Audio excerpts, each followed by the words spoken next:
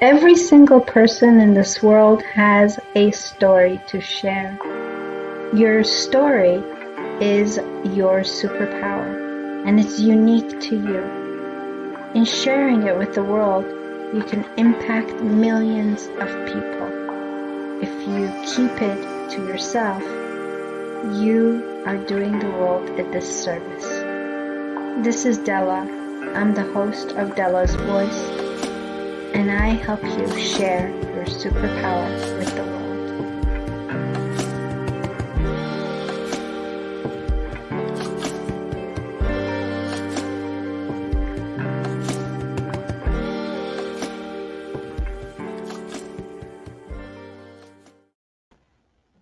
Hello and welcome to another episode of Dela's Voice Sunday live talk show. It's Mental Health Day today.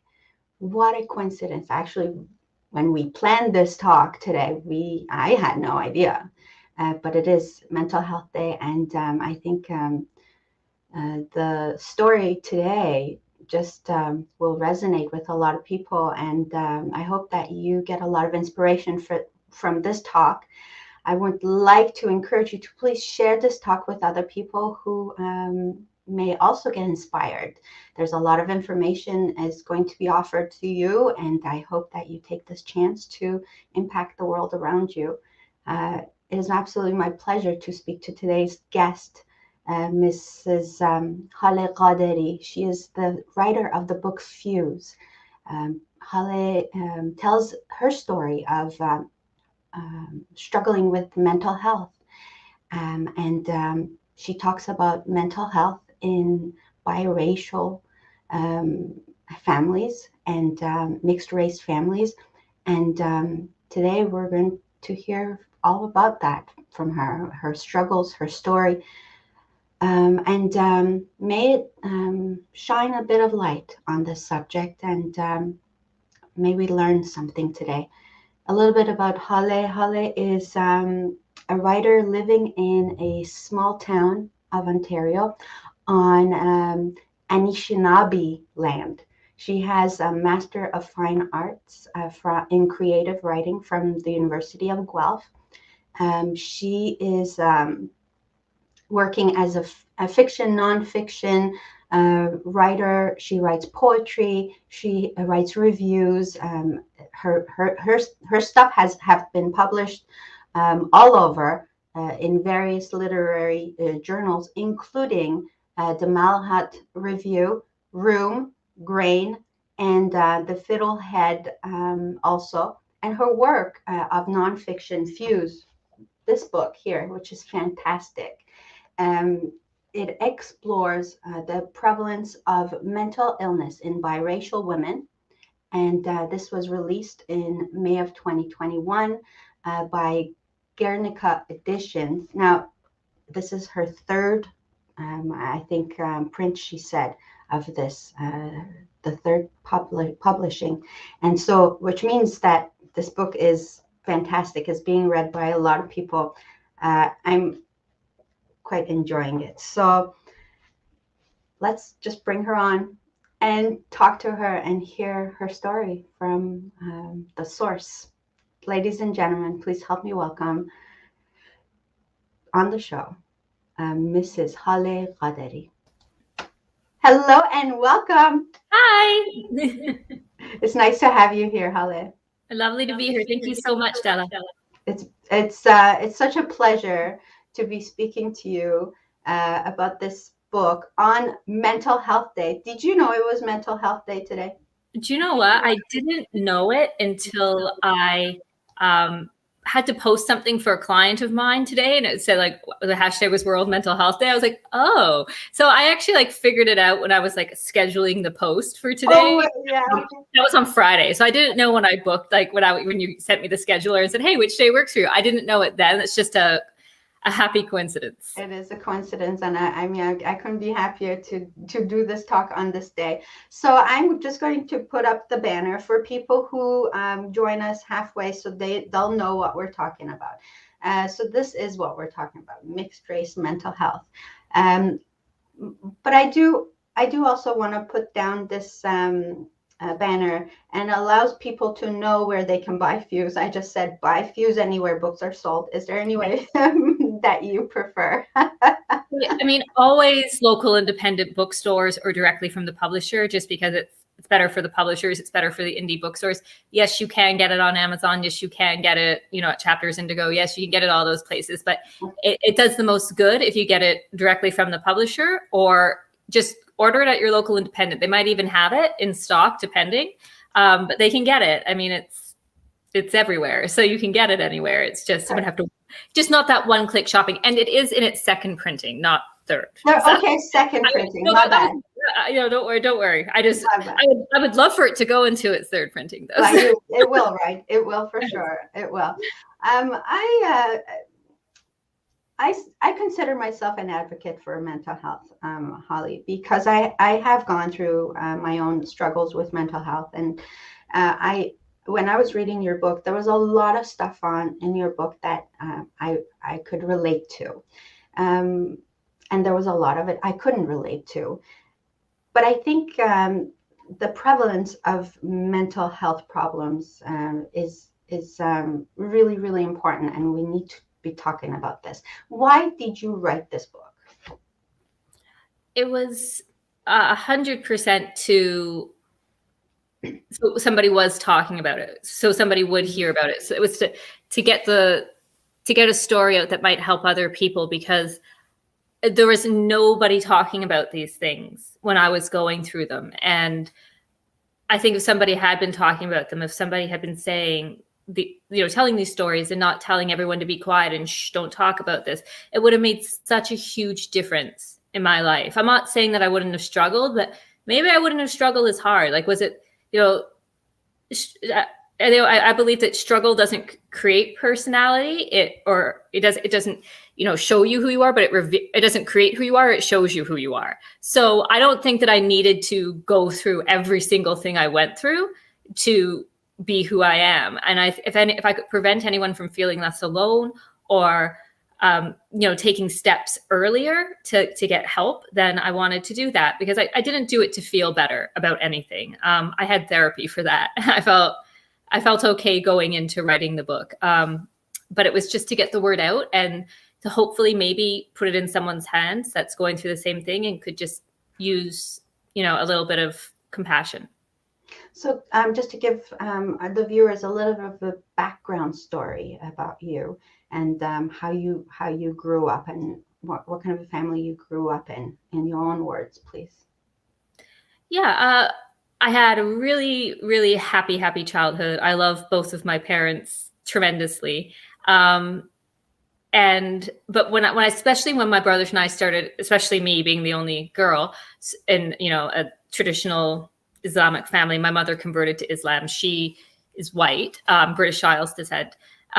Especially when I started reaching, prepubescence and being a teenager, things just got a little bit weird. My dad kind of reverted back to his more traditional values, and I think he was just scared. And there was a lot of double standards and crazy expectations. I mean, not just for me, for my brothers too, but especially for me being a girl.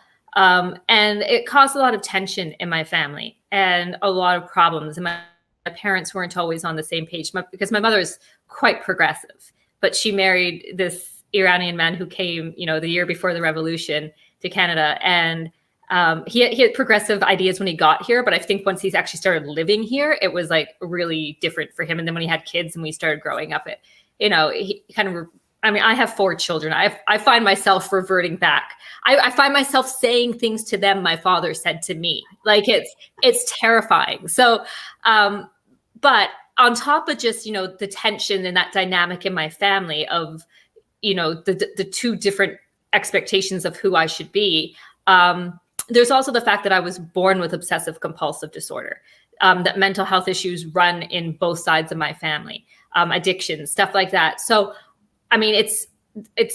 Fuse explores some of the nurture versus nature debate. And I don't think it's one thing or the other. I think it's a bit of both. So I grew up with a kind of a fraught situation at some points in my life. And then I also was predisposed to have these mental health issues. So so that's kind of where this is coming from, is living in that kind of liminal space of, who are you? What are you? What are these expectations you have? Talking about growing up being the half Iranian and half white, and the way the world views me too. So just even outside my family home, how people react to me being me. Like since this book's been published, I've had so many people say, well, how can you be biracial, but Iranians are white? And it's like the Aryan myth thing. And it's like, well, if I'm white, then how come I was discriminated against for being Persian? How come, I had a nose job to make myself look less Persian because I was tired of being made fun of and harassed. So it explores all these different dynamics in the book. I think that there was a lot of sense of wanting to belong. That was what I got from reading your book, was that it was as if you were always trying to belong. So I know that I really relate to that, because when I was really young when I left Iran when I was really young. I went to France and I had to belong there. And then we moved to Canada and I had to belong here. And so I know that for you, you also moved around a lot as a child. And there was a lot of, I guess, new school all the time, new environment, new school, new friends. And were you always trying and belong, do you think? Yeah, definitely, especially when my parents moved us out to a more rural area. And like, to be clear, I'm not bashing rural areas. I live in a rural area right now. Like on every side of me is farm. I had to look up the pronunciation. Yeah, like I live in like an old schoolhouse that was, built in the mid 1800s, and I'm surrounded by farms. Like there was just a random cow walking down the dirt road the other day, and people were like, "Where's my cow?" Like I'm not bashing rural people. I love living in the rural area, but when we moved out here, that is where I took the brunt of the discrimination. How so? Not so much in Toronto when I lived there. Just because I was different and my name was different and I looked different. And, my father, especially being from Iran and, people and being Islamic, I was brought up Islamic. Like everybody, you're from like a pretty whitewashed, Christian area. And then here I come. It's like, it was very jarring. And a lot of people were lovely, but the people that weren't lovely really stick out. I think I quote this in the book, but Julia Roberts in Pretty Woman, when she says the bad stuff is easier to believe, it's like, I mean, it's not that there weren't great people. It's just that the people that weren't great really stick out. Mm-hmm. Mm-hmm. And you said that's really, I think it's one of my favorite lines too. The bad stuff is easier to believe. And it's so true that the bad stuff is easier to believe. Mm-hmm. Did you, are you comfortable talking about the different mental health struggles that you went through? Yeah, I'm a shamefully open book. Yeah. What was the first thing that you realized about your mental health? It was definitely the OCD. So, not being able to go to sleep at night unless like everything was perfect in my room. And like at a really young age, like around like 4 or 5, really feeling, maybe even before that, like when I can remember being 3 and feeling like really aware of my body and uncomfortable with my body. And then especially as I got older and I started realizing death was something, and OCD is a huge death is a huge preoccupation for people with obsessive compulsive disorder, because it's all about control, and you can't control your own death. I mean, you can't control death. It's going to happen. So a very young age, really latching on to that I was going to die and there was nothing I could do about it. And then it, started manifesting in me trying to keep my room super tidy and then my house super tidy. And like as a really young child, trying to tidy up after 4 other people.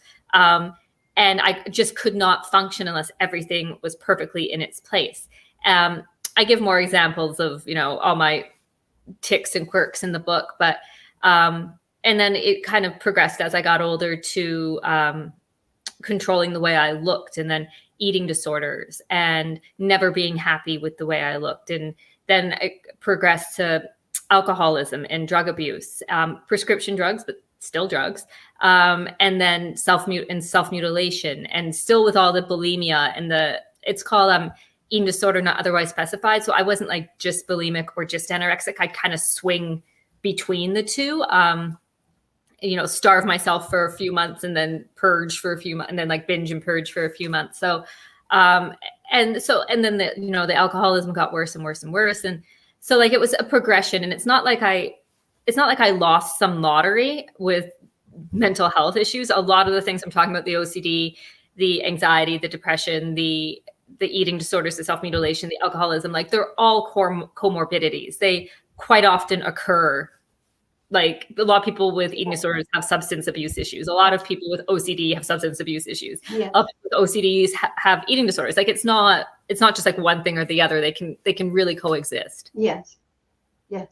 So would you, according to your experience, I would say, I think this is where I'm going, is that, so do you think that your obsessive compulsive disorder was the reason why you were self-conscious about your body, and then therefore the anorexia and the bulimia? I think it was definitely part of it, but there was also, growing up being, having a really traditional Islamic father who would look at women's bodies in a certain way, or view even my body in a certain way. I mean, my father never told me anything other than I was beautiful and he loved me. It's just that, I discussed this in the book, women could either be angels or whores, and there was like no space in between that to be just human. And you either had to be this like caricature of a prostitute, or you were a complete angel, but there was like absolutely nothing in between. You couldn't even just be a human prostitute. There was like either this like grisly caricature of one, or like angel. And for me, like growing up with my constantly being aware of how I appeared through that male lens, it weighed so heavily on the way I viewed myself and what I expected from myself and the way I expected myself to look. And, to be clear, my parents like did not make me get a nose job. I was like completely on board with that. Like, it wasn't like my father never wanted me to lose weight. Like the preoccupation with thinness is a pretty Western thing. Like in Persian culture, my ames would come and like stuff me full of food. Like, you're too thin, eat. Like it wasn't like I was getting pressure from my father or anything to be anything other than I was physically. I was just really aware of the way that, I had to be perfect. And the perfection kind of bled out. And there was like the Western ideal of perfect too coming in at me. So yeah, it was a lot of things. Like, it's not just it wasn't just my OCD. It was also the world in which I lived and I was brought up. So I remember my dad, when I was like 12 or 11, I felt exactly like that, there was this view that, you couldn't even, I wasn't even allowed to joke with my cousins because of what consequences it may have. And so in the eyes of my dad, I was not allowed to talk to boys. And I think a lot of Iranians my age who grew up maybe in that era, maybe it wasn't the same before the revolution, but certainly after the Islamic Republic took over, that was a big confusion. I think the fathers were trying to protect their daughters, not knowing how to do it properly, and instilling these ideas in my head that, all men, the only way boys are going to have a connection with me is sexual. Yeah. And so I had to protect myself. And I can so relate to what you just said. And I think my dad too was confused, and he was scared because he didn't know how to protect his little daughter. And therefore that was his only way. Just stay away from boys and you'll be okay. Yeah. And so what kind of an effect does this have on a psyche of a young teenager? Well, I mean, especially a young teenager growing up in Canada. Like maybe in Iran, that would have been an easier expectation to have. But I mean, he was raising us here. Yeah. And boys and girls were not being kept away from each other. Yeah. And he moved us out of Toronto because he wanted us to be away from bad influences. But at least in Toronto, there was a degree of diversity where, I mean, I can even remember having a friend in Toronto who was Iranian, and her parents had like really strict expectations. So at least I wouldn't have been so alone. But you moved me out to the middle of nowhere where there's nobody like me, nobody dealing with these crazy expectations and conflicting expectations. And I'm the odd man out because there's nobody like me.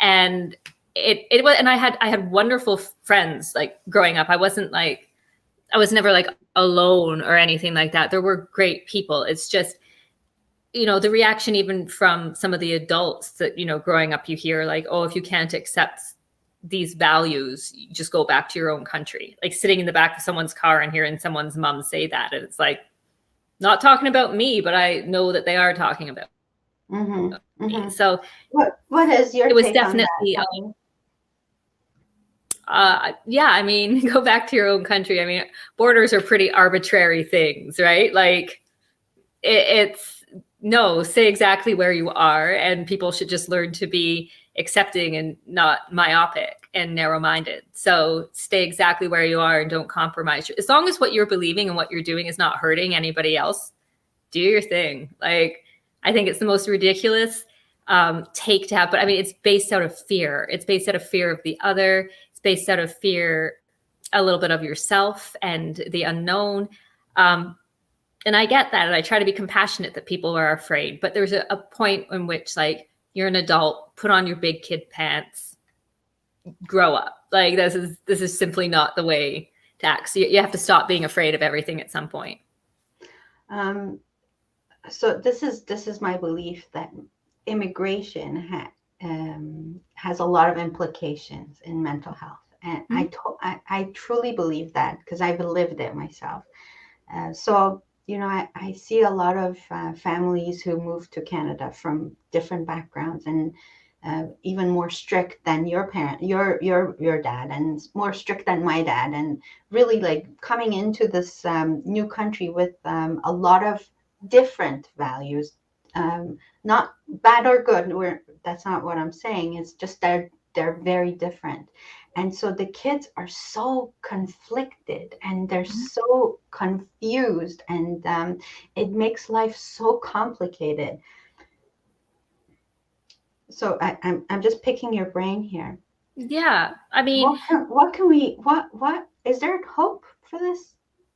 Yeah, I mean, and like you said, my dad really wasn't that bad. I mean, as a kid, I didn't understand it, but you know, as an adult now, and you know, a mother myself, I mean, he must have really tried to be accommodating. Like he gave probably a lot more. Like I can remember being 17 and having a boyfriend. Like, after, you know, he was in a Christmas picture, my dad like scratched out his face. I mean, but he was allowed to be there. You know what I mean? Like at all. Like he was allowed into our house at all. I was allowed to, you know, have this boyfriend, period. So, I mean, and he was older than I was too. He was like 22 and I was 17. It's like, you got to give, that's just wrong. That's just illegal. Yeah, maybe I was almost 18. I don't know. But like, no, even my dad didn't think, like, he wasn't really bothered by it. But, the whole thing is like my dad could have behaved a lot worse. You know what I mean? Like he tried. Like, I know he was trying. But with what you're talking about, immigration, mental health and stuff, I mean, like I said, I'm all for people doing whatever they want to do as long as it's not hurting other people. And I mean, there's a wonderful book, 7 by Farzana Doctor, and it talks about female genital mutilation. And there are points where, you know, there are certain things happening in other cultures that are hurting people. And so I think it depends on, you know, what people are, and even in their own cultures, it really doesn't have anything to do with immigration, really. I mean, just, it can be very difficult living in your own culture, dealing with something like that, but then coming here and dealing with something like of that significance and having it happen in a different place and those different cultural expectations. I mean, that must be terrible. I mean, I've had people contact me about Fuse saying that, oh, I'm not biracial, but my family immigrated from Nigeria. And I felt like so much of the same stuff you were talking about, because it's that same idea of just being pulled in different directions between, your new home and then your family expectations. Like there's a lot of similarities. The difference is that when you're biracial, not only is it you versus like the outside in society, there's also divisions within your house. Like nobody was even on the same page at home.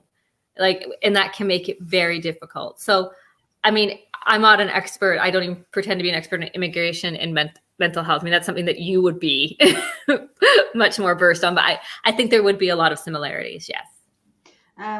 Certainly, this is something I want to explore further. I think there's hope, and I think there can be help. There can be processes that can be put in place so that people are, able to integrate.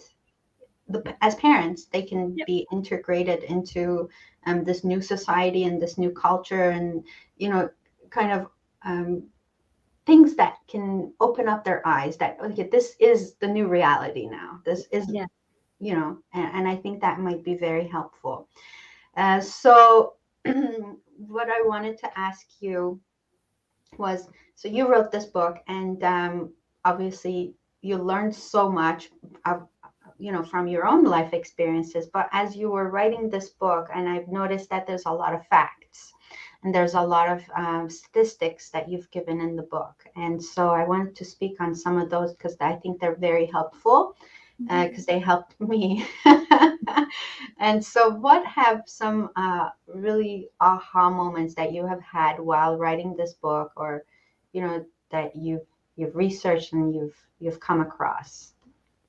Yeah, I mean, there was the first time I was sitting with a therapist, and she said to me, which one of your parents is Iranian? And women with biracial backgrounds, bicultural backgrounds, are more likely to have eating disorders, because I was there being treated for my bulimia.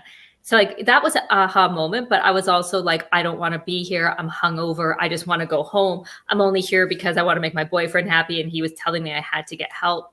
So like but it's stuck in the back of my mind, and much like it carried with me, in that realization built up momentum over the years very slowly.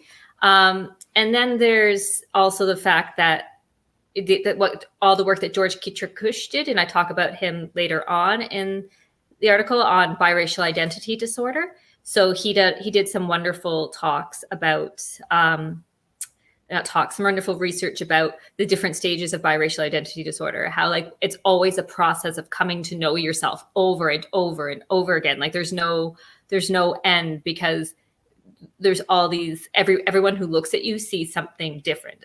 Again, even with this book, having people on my Twitter account, usually white men, come in and say, well, you're not dark enough to be biracial. Like that really, that colorized version of race. Yeah. You know what I mean? Like it's like, again, the whole Aryan myth thing, which Nita Megwole, in her book, The Limits of Whiteness, which was, she's a professor at the University of Toronto. She does this beautiful job of taking apart that myth and discussing like where it came from and why it exists and why it's so prevalent and all that stuff. So I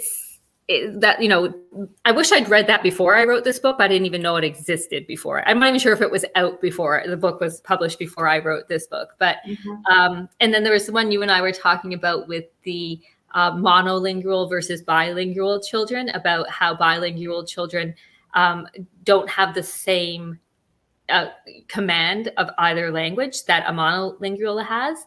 It takes them longer to process words and find the right words, but they're actually much better at multitasking, and they're much more agile mentally with like small tasks than monolingual. So there was a lot of really, really interesting things, and even just finding out that people who have OCD have a preoccupation with death. Like, I thought I was the only one, and it was just so mind-blowing to hear that like it was completely normal. And I mean, that's what I really aim to do, is normalize mental illness, because there's nothing weird about mental illness. Mental illness is everywhere. It's just that because no one talks about it, it seems so taboo, and it's not. It's absolutely everywhere. And you're so right. And as you're talking about OCD, I'm like, I wonder if there's different forms of OCD, because I mean, I was never one of those, kids who kept their room like really immaculate or anything like that. But there are some other tendencies that I've had that, if this is a certain way, I'm happy. If it's not, I'm not. And that whole perfectionism idea. So I think we put a title on someone and say, oh, this person has OCD, and then for the rest of us who have not been diagnosed, or who we haven't talked to a psychotherapist who hasn't told us this is what you have, then we're just like, oh no, I don't have that. But really going back into our own habits and really thinking about, okay, what ticks me off? What are some triggers for me? What are some things that really hold me back? I think we can discover a lot of us have mental health problems that we need to, really be aware of. So what do they say? 1 in 4 Canadians right now are dealing with some sort of mental health problem. I know I've dealt with depression. I know I've dealt with addiction. And so, I think it's just becoming aware. It's not so much, let me see what I can title you with. No, it's more like, okay, let me become aware of how I'm feeling really inside. And then, like you said, talking about it so that it's not a stigma, so that it becomes more awareness, and it's okay. It's normal to feel this way or that way. I think that's the only way we can help each other. And it's by sharing stories like you have. So how are you now with your own family? So you have 4 kids. And so do you think of them as living in mixed race family? Yeah, I mean, my husband's like white, and not just white, but like blonde hair, blue eyed, whitest of white people. a touch of sun and he's burnt, like I know that some people who are like a quarter something, if they were like a quarter Black or a quarter Indigenous or a quarter, South Asian, might consider themselves mixed race. I don't know. I'm going to leave it up to my kids to decide whether or not they feel. I mean, race is a social construct, anyways. It's something we just give value to. It doesn't exist in any, metaphysical sense. So maybe they will feel mixed race. Maybe they won't. I don't. I'm going to quote my mom here. My mom always said to me, "I just look at you and see my child." And that's how I feel about them. I don't look at them and necessarily see any race, but it's like I have one daughter who is blonde hair, blue eyed, and her name is Fanula, which is Irish, and my mom's side has Irish in it. It's English, Irish, Scottish, the whole mix there. And then my other daughter is named Saru, and she is brown hair, green eyed, and she has been asked, like, what are you? And just because of her name, and maybe a little bit because of the look, but I think she looks pretty Caucasian to me. So they're already having really different experiences, even just based on the names I've given them. And then like the boys are Joseph and Harvey. I mean, they're whatever, but it's definitely interesting. I don't know. I think I'd leave it up to them to decide if they feel mixed race or not. I don't know where it comes down to, like what the percentages would be. I don't know. So with your daughters, are you what are you going to do to make sure that they have all the tools available to them so they don't suffer through what you suffered, and so to bring awareness? Well, one of the big things in my family is no one talked about anything.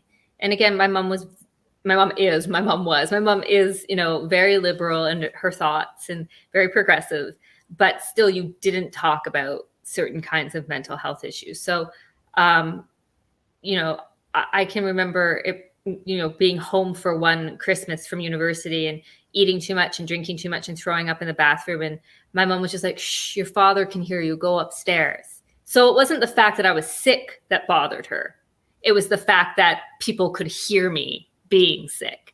And I'm not knocking my mother. Like, she did not know how to deal with it. She was brought up in a time that didn't know how to deal with it. My mother loved me very much. And I mean, like, that's who's watching my children right now. Like, I'm very close to my mom. She's my best friend. It's just, she didn't know how to deal with anything. And she was like, oh, what's your father going to say? Because there definitely was a lot of like pressure from my father being, a slightly overbearing Iranian man to, be a certain way. And she didn't want me in trouble and she didn't want to get in trouble. So she was dealing with all that. So with my kids and my girls, I just, there's nothing you can't talk to me about. There's nothing that's abnormal, nothing you can say that's going to be, there's nothing weird about any of it. If you're feeling something, it's real and it's valid, and talk about it. Like, tell me, or talk about it when you're ready. If you don't want to talk about it, you don't have to talk to me about it. Like, I'm not going to force it out of you unless you're starting to do yourself harm, unless I start to see you deteriorate because of it. I'm okay with people who just don't feel like talking about something. I'm not going to force it out of them. But I mean, my kids are still really young. Like, the oldest is only 11, and then there's like 9, 7, 3. So like, they want to talk to me about everything, and I cherish that. Like, if as soon as one of my kids, no matter what my kids say, if they say they need me for something, my answer is always yes, absolutely yes. Which isn't to say I'm going to like play Barbies every single time they need me to play Barbies with them, or play Minecraft every single time they want me to do that. But if they need me for something, the answer is always yes. So keep that communication line open. Yeah. And I mean, also just watching the way we talk about our bodies and the way that we talk about our mental health and the way we talk to ourselves about ourselves. Like, I'm not a fan of the body positive movement, because of someone with an eating disorder. I don't always feel positive about my body and the way I look. And every time someone tells me I have to feel positive about it and I fall short of that expectation, I feel like such a failure. And I feel like I'm not doing anything right. So there's a wonderful movement called the body neutral, being body neutral. And that's how I am. If I feel great about my body, great. If I feel like crap about my body, fine. Like, just feel what I feel without guilt. And with my kids, I aim for body positivity, and my children, they don't have any problems with their bodies. Like, they are jacked up about themselves. And I think that's wonderful. And what I always, my 9-year-old daughter always says to me, Mom, I'm thick. And what she means by that is like, I'm so strong. Like, and she's like, it's like, yes, you are. And I think that's just so wonderful. And, when she, hearing other children call other kids fat in the playground. And my daughter's like, well, I just told them that fat is something you have, not something you are. And I'm like, yeah. Smart. Yeah. Like, and it's just teaching them that, I mean, if somebody's, a bigger person, and I have friends that are, they're bigger people and, curvy, and they love it, and they call themselves fat. And if they want to do that, and if they want to repurpose the word and call themselves whatever they want to call themselves, fine. But I'm not comfortable with my children being okay with people using that word in hate towards other people. So if somebody wants to call themselves that as a term of empowerment, and it's a term that they feel good about, awesome. But, throwing it around as an insult in the playground, absolutely not. And so I like that body neutral movement.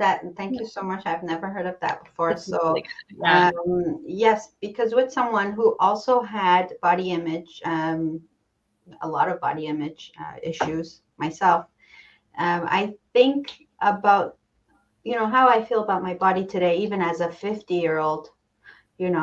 It's some days, I'm not so good with the way I look, and some days I cannot be body positive, if I'm going to be honest with myself. So I like that I can be body neutral. So what would that entail?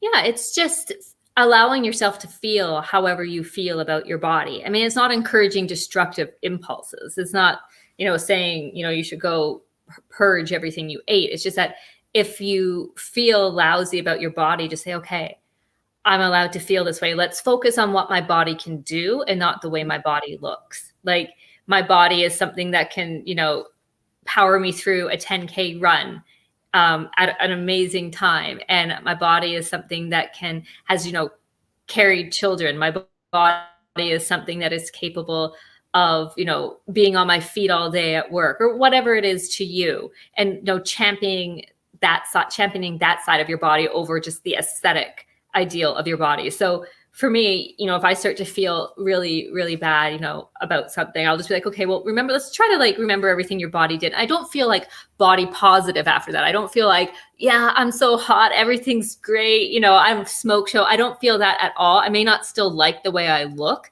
but at least I'm not hating my body anymore. At least I have some degree of respect for everything my body's done and everything it can do. This is really, really cool. It's really helpful, actually. It's, I'm going to for sure quote this, and then I'm sure it's going to help a lot of people. Body neutrality is just so great because I just find all this positivity just toxic. It's just like, I'm not going to be positive all the time. Nobody should be positive all the time. Just stop it. I think it's a little asking too much from yourself. Yes, you're right. And sometimes it's not possible. And then what happens when you can't do that? Like, what happens when you can't be positive? Then you just keep putting yourself down again, a little bit more. Yeah, exactly. Like, what's wrong with me? Why can everybody else do this and I can't? Well, not everyone else is doing it. Everybody else is full of shit if they say they're doing it. I like that. Everybody's pretending. Everybody's pretending. So stop. You're right. And that's something like, even on my Instagram posts, I posted one very recently about withdrawing from Valium at a park with I only had 2 kids at the time, so my 2 oldest kids, and having this woman come up to me and just give me a hug and tell me about how she was addicted to Valium in the 90s. And, a couple of people commenting like, I really love that you just say this stuff. Like, talking about being an addict and being a mother is like a huge no-no. Nobody wants to talk about that. Like, that makes you a bad mom. It's like, no, it makes me human. There are a buttload of mothers that need help that are addicts, whether it be of, alcohol, like illegal drugs, legal drugs, like whatever. And if we stopped making this so taboo, maybe they would just reach out and get help. But the more we make people feel ashamed of this stuff, the less we talk about it, the worse everything's going to get. And I'm not addicted to pharmaceuticals anymore. I don't drink anymore.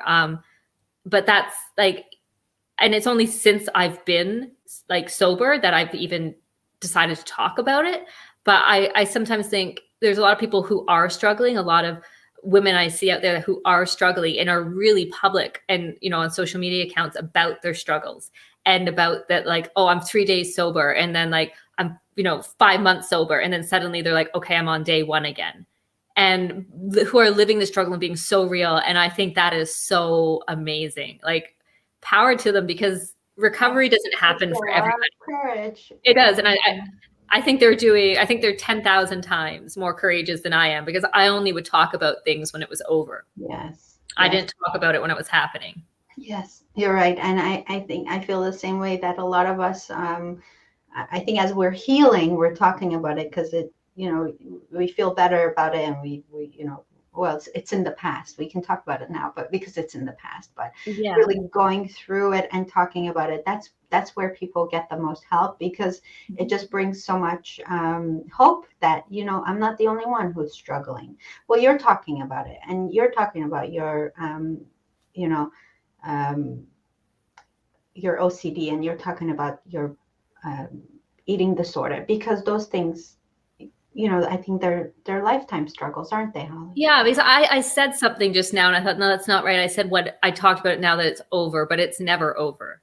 Mm-hmm. There's a wonderful book I just read, Codependence by Amy Long. And she is, as far as I know, at least in the book, she was taking opioids for chronic pain. And she really called out the recovery narrative for being insincere and shallow, because not everybody recovers. Some people go through their whole lives addicted to things and knowing that they'll always be addicted. And even me, I'm don't drink anymore, but I am not recovered from anything. I still live with every single thing. I still live with addictive impulses. If I don't work out every single day or do something physical every single day, I am an unbearable person to be around. And it's not because I need to, it's because I'm addicted to it. I'm addicted to that rush. I keep on saying my goal is to like stop working out so much, to take more rest days, to do, like, I'm still an addict. I'm just a different kind of addict now. And, I'll always have OCD. It's just that now I try to control it without substances. I'll always have disordered eating impulses. If I eat too much, I still feel really bad, really, really poorly about myself. It's just that I've gotten to a point where I'm not going to starve myself for days on end after, or throw everything I just ate up. I can sit with the feelings of discomfort better now. But it's not like I'm cured. It's not over. I said over and I thought, that's not right. It's never over. It's just better. That's all. Thank you for your honesty. It is a reset, isn't it? So I always talk about this. I was addicted to marijuana for 10 years, and when I was smoking marijuana, you could not have convinced me that marijuana is addictive. I would have told you, nah, it's fine. It's all natural. It's just herbal. You don't get addicted to this. But the truth was that I was addicted to it, and I was for years. And the thought of giving it up, because every night I would say I'm going to quit. Every night I would say I'm going to quit tomorrow. And the thought of giving it up was so scary to me. That was the fear, right? Oh, how am I going to go live now if I give this up? Just the thought of it was so scary that I couldn't do it. Yeah. And so, I'm scared to this day. I'm scared if I pick it up again, what's going to happen to me? And I'm not, and I keep saying, no, I'm never going to touch this stuff, because I know myself that I do have an addictive personality, that I might just, keep doing it again. So I won't. But it's hard, Holly. There are some things that people don't consider addictive. I know a lot of people who are, addicted to shopping, to eating, there's all sorts. And actually, that's going to be a topic that I want to discuss next month on the show, because I think a lot of people have those addictions and we just don't want to talk about it.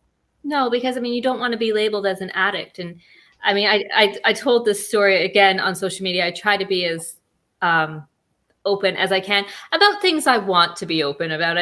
It's not like I don't keep things to myself. I really do just not talk about some things. But yeah.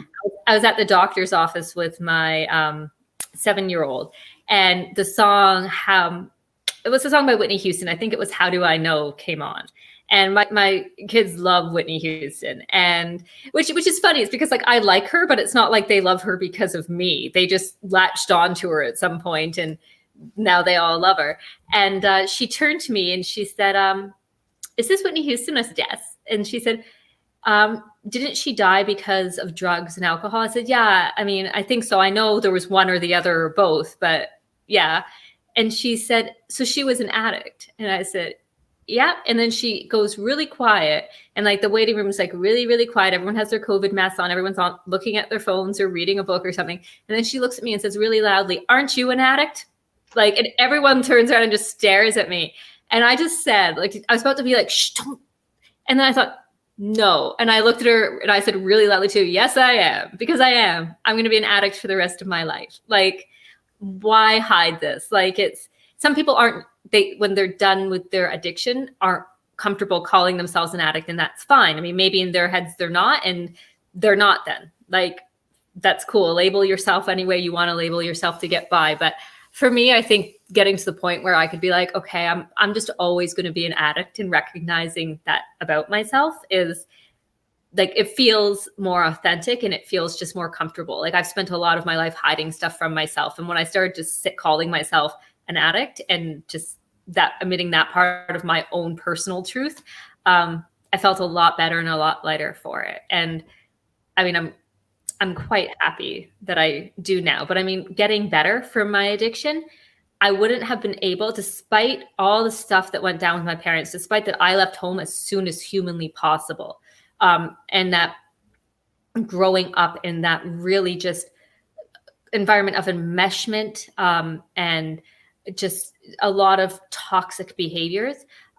Despite all of that, I would not have been able to get better. I would not have been able to get sober if I didn't have a happy childhood. Because one thing you said to me when you said, how am I going to do this? Like, how am I going to give it up? And you were scared. When it came down to it, when I thought, how am I going to do this? And I thought, because there was a time when everything was great and you didn't need this. There's a time when you were happy and you didn't need this shit. So you're going to believe in that again. You're going to go back to being a child and you're going to believe in every single bit of magic in the world for 1 year.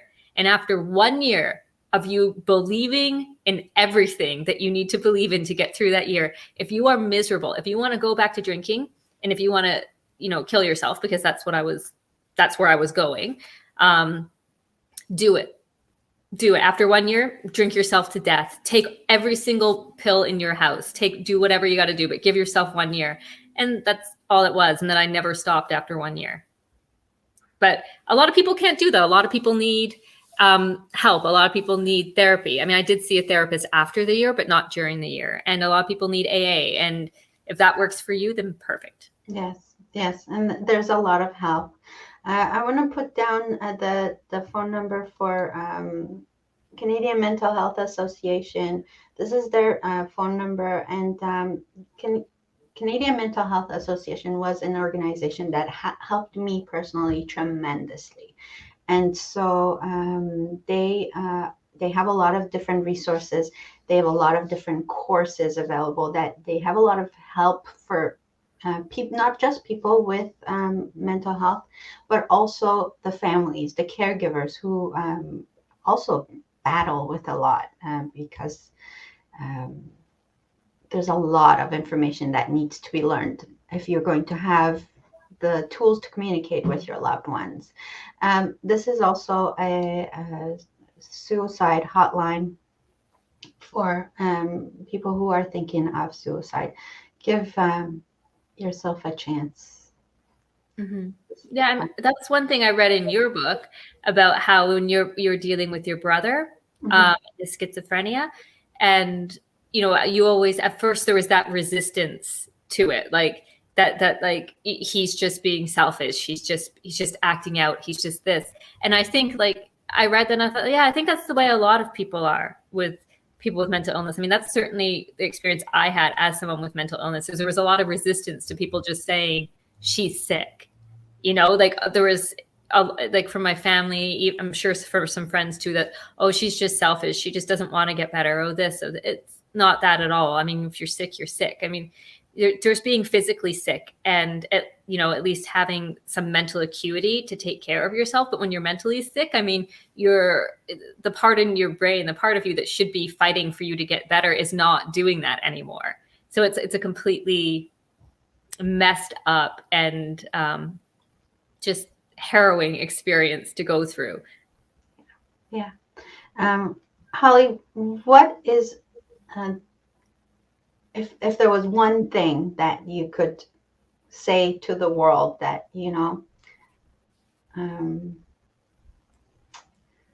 to light up, I guess that's what I want to say, the biggest message you have, what is it?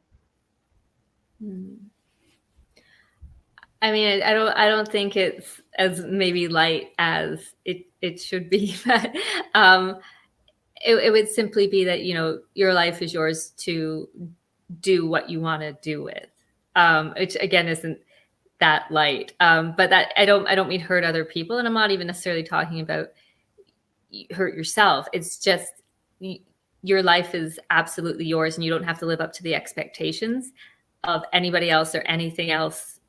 I mean, nobody has any ownership over you. So, and I mean, there is gray area there, because, look what we're living through with COVID and people not wanting to do things to take care of each other and people being very resistant to certain things. I mean, we live in a society and we have to do things to help each other and take care of each other. But when it comes to you and your internalized self and your mental health, you don't owe anybody any version of yourself. You don't have to create versions of yourself. Just be whoever you are, and that's okay. It's fine. It's great. Do it. I love it. I think it's really cool, and it's plenty light. Okay, yeah, it's not like, you're not going to stick that ramble on a square of text and put it on Instagram. I would.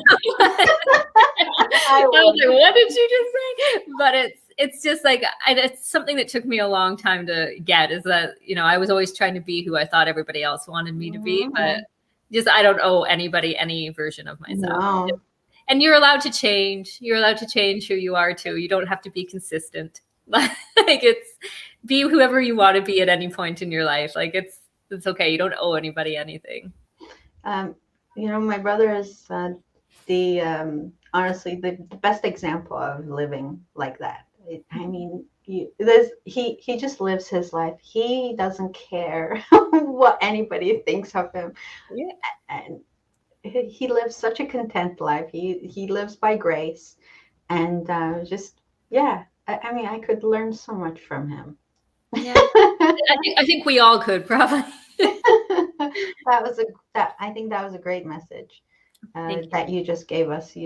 I think it's amazing. I wish more people could live like that.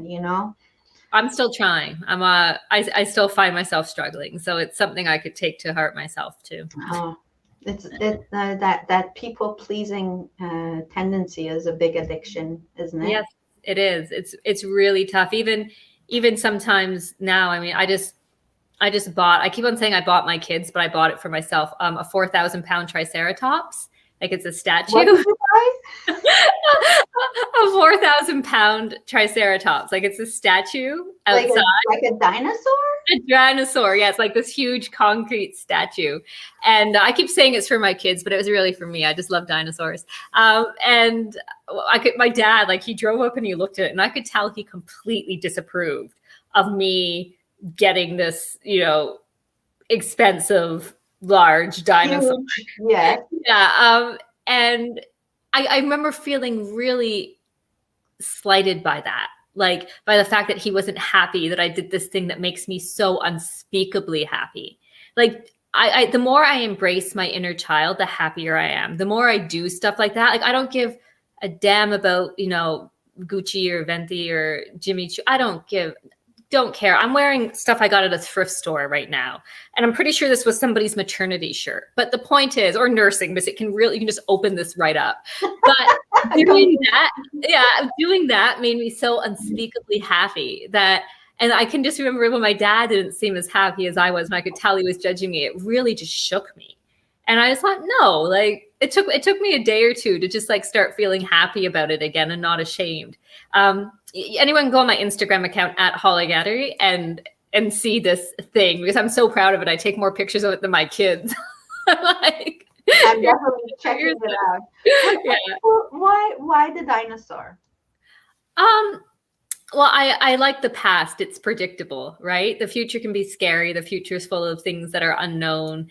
And, just my fear of death and uncertainty is, I'm 40. I just turned 40 this year, but it's still something I struggle with. Whereas the past is actually very alive and living. It's constantly evolving, our understanding of the past. But the past has always been very, very comforting to me. And I've always loved dinosaurs. I've always loved learning about them. And my oldest son is like 10 times more knowledgeable than I am now. But he, I just love them. I think that they have so much possibilities, and there's so much that's unknown about them too. But they're almost magical. Like, it's hard to believe they ever existed. And if you want proof of magic in the world, look at dinosaurs. Like, how amazing are they? How amazing is that this planet once had something like that? So if that's possible, if they were possible, like, anything is possible. So I just love them. I think they're great. I love that. You just gave me an aha moment about something, and I so appreciate this. Thank you. It's amazing. I love it. Love it. Thank you. You're welcome. Well, thank you for asking about it. Her name is Sarah, if anyone wants to meet her. She's wonderful. Thank you. So we're out of time, actually. And I wanted to give you a couple more minutes to leave us with whatever you like. Again, your book, Fuse, you can find this book anywhere great books are sold. So I did tell you this before, but I also want to tell the audience that this book is filled with magical language of someone who is really good at writing. That's what I want to say. Not speaking. I'm incoherent when I speak. It's beautifully written. The vocabulary Hollay uses is just so beautiful, so wonderful. And I needed to look up words in the dictionary all the time, words that were there that I couldn't pronounce, nor I understood. But so that was like a learning, for sure, a learning experience for me. But it's beautifully written. So especially if you are living in a mixed race family, I think you can relate to this. If you have a Persian background, Iranian background, you can relate to this book. But just even if you just want to learn more about what goes on in mixed race family dynamic, you read this book because it's plenty inspirational. So thank you, Hollay, for writing this book. Again, Fuse by Hollay Ghadery. Her name is on this screen, so you can write it down. Okay, so here's your 2 minutes. 2 minutes. I'd like to just encourage anyone who is thinking about buying books. Again, just do it from your local independent bookstore. Order it in if you can. You can go right to the publisher's website. I'm published with Guernica Editions, and they've been around for like 40 years. They're amazing. They're an independent Canadian publisher. You can go to the websites and like buy them directly from there. You won't be able to get them with that instant fast click of Amazon. But that's an addiction of itself, that instant gratification of everything. So maybe just try to, wait a week or two and get it from somewhere else. And because local independent bookstores and independent presses are amazing.